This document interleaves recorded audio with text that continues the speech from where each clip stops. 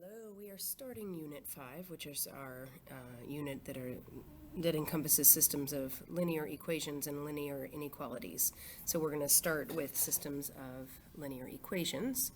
And what this means is that we have two different equations, generally, I would say generally, talking about two different lines, where we want to find out what solution works for both of those lines. So that's what we're looking for here. And you can actually have more than two lines. You can have many equations that you're comparing, and you can look for solutions that work for multiple equations. All right, so a system of equations is a set of two or more equations that have the same variables. And in order to solve a system, we are looking for all common solutions or points of intersection of those lines. So we can do this graphically, looking at a visual graph of the two lines, and we can look for where they intersect here. Or we can solve algebraically, and so we would find the point. Always remember our ordered pair x, y. It's the point that makes both equations true, or works for both equations. All right, and so when we're looking here, we'll have three possible solutions when we're looking at two lines. If I have two parallel lines, you can see these are never ever going to cross over each other. They're never going to meet. There is not a point that works for both of these lines. So there would be no solution here. No solution. Right? On this example right here, we have two different lines, and they intersect right here at that point. So the point xy right here, that xy point, the x and the y that go together here, they're true for this line and for the other line. Okay, so they're true for both lines. So there is one single solution in this example, and that solution is an ordered pair. It's an x and a y that work for both of those linear equations. Or our third example here is if we have the same exact line, maybe we are given the same exact line in two different formats and we don't realize it's the same exact line until we graph it. If it's the same exact line, one over the other, then there's an infinite number of solutions because, for instance, this point xy works for both, this works for both, this works for both. It's an infinite number of ordered pairs that work. Okay. So if we want to solve our system of equations by graphing, what we need to do is graph some lines, right? So we're going to solve by graphing, and it means we're going to find the point xy where the two lines intersect on that coordinate plane. All right, so this is an example of a system of equations. Notice that we've got this single bracket over here on the left. It is telling you, or me, it's telling us that these two linear equations, we want them to be a system. We want to find a solution that works for both of them.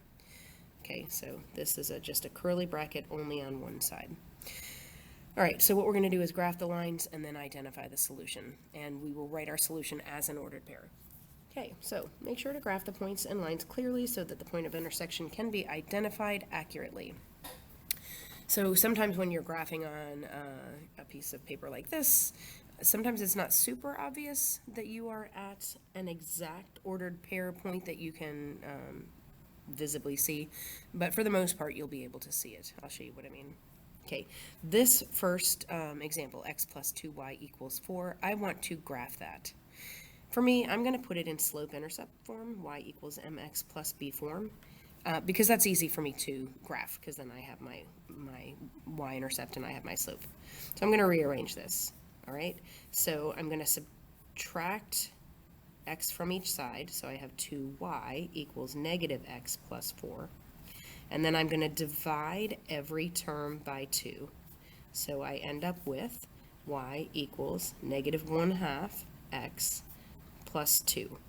Okay, this is the equation in slope-intercept form that we were given first.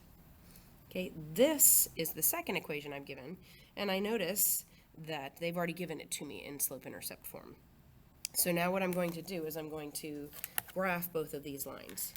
Now you're probably looking and seeing that this is already y equals negative 1/2 x plus 2. It's the same line, right? You can see it now that we've rearranged it. If I grab this first one, I'm going to put my point on 2 because that's my y-intercept, and I'm going to go down 1 over 2, down 1 over 2, down 1 over 2. And this is my line for my top equation. It goes like that. Just so happens that our second line also starts here at 2, and so I go down 1 over 2. You can see it's the same line. Okay, so they are coincidental. They are coinciding. That means that every single point along here would work for either one of these equations, right? And so what we say is we have an infinite number of solutions. Infinite solutions, or we can say all real numbers. Okay, so let's look for another example that actually shows you where there is a single solution. All right, if you flip over, again, I have this curly bracket that tells me that this is a system. These two equations are a system, and I'm looking for the x, y that would work for both of these. Okay, again, I'm going to put these into slope-intercept form because that's going to help me the most, I think. But there are other ways you could do this. This is in standard form, so if you wanted to, you could actually, well, with any form, you can find your x-intercept and your y-intercept, but I'm going to rearrange this. So this top one I'm going to say is y equals 3x plus 8. Okay, I added 3x to each side. And then my second equation is going to be y equals x minus 2. I added x to each side. So now I have two different equations that I'm going to graph. Okay, this first one, my y-intercept is 8. So 1, 2, 3, 4, 5, 6, 7, 8. And my slope is 3, so I'm going to go up 3 over 1. Whoops, I'm off grid here, so I'm going to go down 3, back 1, down 3, back 1, down 3, back 1, and so on.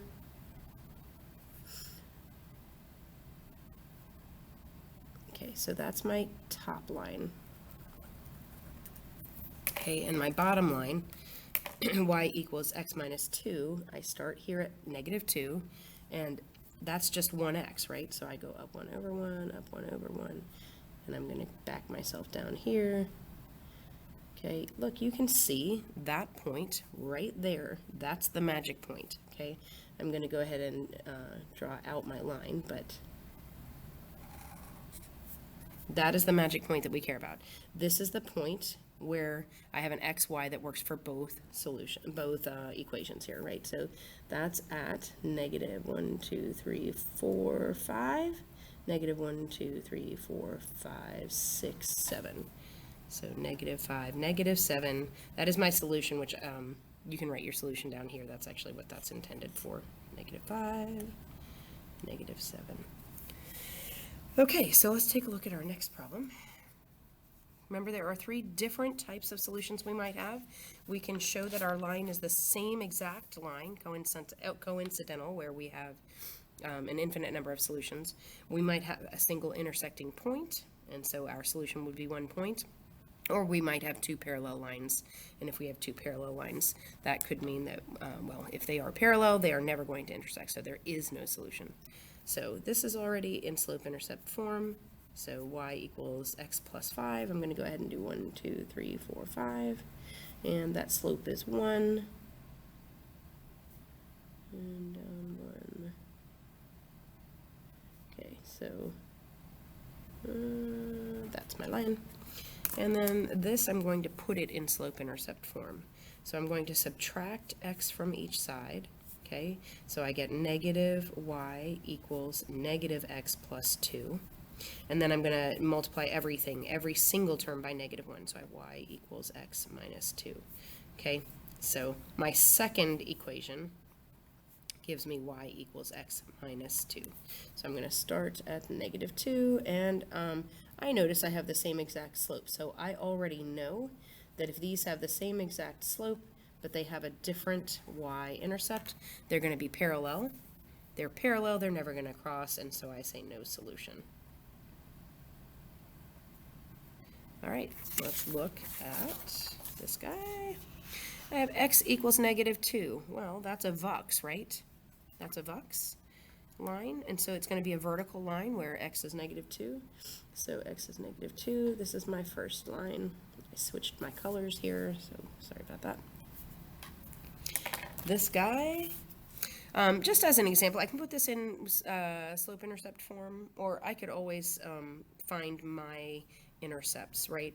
So if I want to know what happens when x is 0, when x is 0, y is 9, right? Because negative 2y equals negative 18. If y is 0, then x must be negative 6. So that's a way to find your line also. So here this would be 0, 1, 2, 3, 4, 5, 6, 7, 8, 9, and negative 6, 0, 2, 3, 4, 5, 6. Okay, so I can do that line that way as well. Okay, so this is my magic point right there at negative 2, 1, 2, 3, 4, 5, 6. So my solution is, oops, I want you to see it, negative 2, 6. I'm going to double check and make sure that that's really true. I know that negative 2, 6 is a point on my vertical line. I just want to make sure that I marked my graph properly and everything. So I'm just going to check the ordered pair negative 2, 6 in my second equation. Okay? In my second equation, I'm going to check negative 2, 6.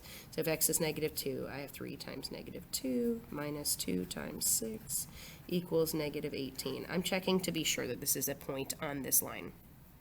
Negative 6 minus 12 equals negative 18, and negative 18 equals negative 18. So check. And the only reason I did that is because you can see that my line wasn't perfectly straight and beautiful. I just wanted to be sure that that was the point that I was looking at. And it is, because it definitely works for the first equation, and it definitely works for the second equation. All right, let's take a look. So that was all finding the solution by graphing. We're going to try a different format now, and we're going to find the solution by using substitution. So we did substitution earlier in the year. So what we're going to do is, if we're given a system of equations, we're going to solve one of the equations for either x or y. Doesn't matter. We can pick. You want to look and see what makes the most sense. And then you're going to substitute in from one equation to the other equation. So here's what I have. Two different equations. Y equals 4x minus 1, and I also have y equals 2x minus 5. Well, this is going to be the same exact y. That's by definition what we want. We want the ordered pair where we have the same x, y combination that works for both. So if this is the same y, if y equals 4x minus 1 and y also equals 2x minus 5, then y equals y, right? So I know that 4x minus 1 has to equal 2x minus 5. See that?